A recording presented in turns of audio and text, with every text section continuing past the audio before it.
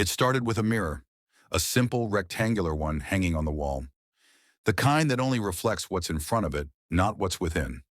That morning, as Vera stood before it, brushing her tangled hair, she barely recognized the woman staring back. The eyes. They looked tired, not the kind of tired that sleep could fix, but the kind that comes from carrying too much pain for too long. Her face was the same, yet unfamiliar. Her lips curved slightly, pretending to be fine, but her eyes, they told the truth. She whispered softly, "Who are you?" And for the first time, the silence answered louder than any voice could. Vera used to be sunshine, a dreamer, a believer, the kind of woman who saw beauty in chaos and light in broken people. She loved deeply, helped selflessly, and forgave easily. But life had its own cruel lessons. Love betrayed her. Friends used her. Even family, were the people she trusted most, only remembered her when they needed something. And slowly, piece by piece, she gave herself away until there was nothing left to give. Still she smiled. Still she hoped. Because that's what kind souls do.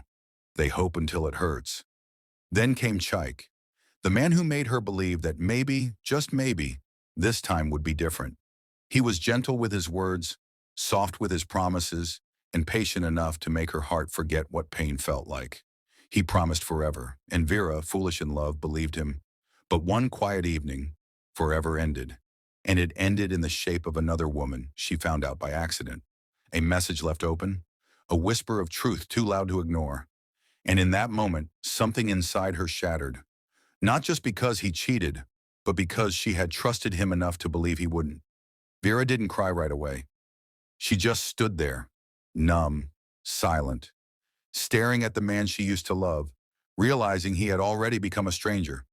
Sometimes heartbreak doesn't make noise. It just changes you. Days blurred into nights. She stopped eating, stopped smiling. She avoided people, avoided mirrors most of all, because every time she looked, she saw a ghost. A version of herself that once laughed loudly, dreamed boldly, loved freely, now replaced by a shadow. People said time heals everything, but no one told her what to do when time just watches you bleed. Then one night, weeks later, Vera walked past the mirror in her room and caught a glimpse of herself. She stopped. Her reflection looked back.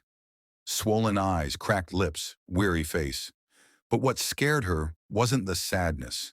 It was the rage, a quiet, cold kind of rage that had been building in silence.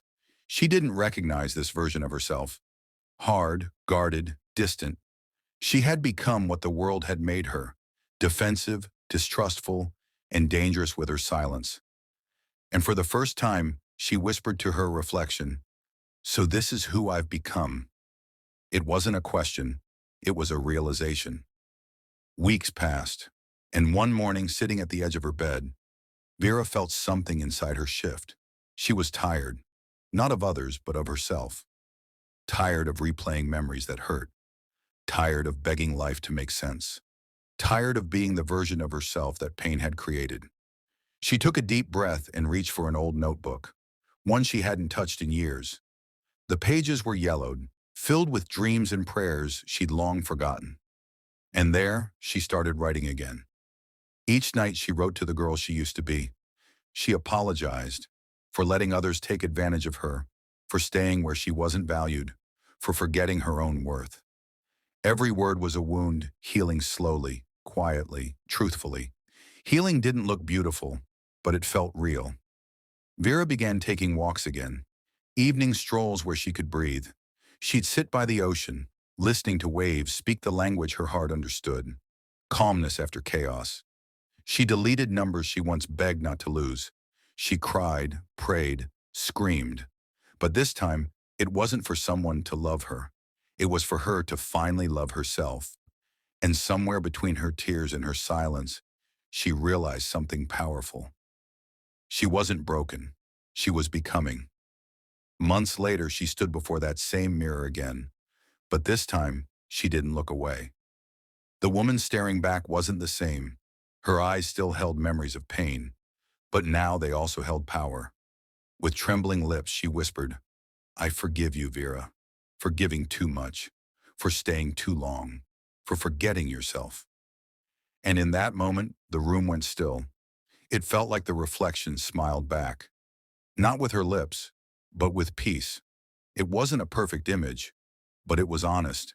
For the first time, she saw herself not as the victim, but as the woman who survived everything meant to destroy her. Her reflection wasn't her enemy. It was the part of her that had been waiting, patiently, for her to come home. As weeks turned into months, Vera began to live again.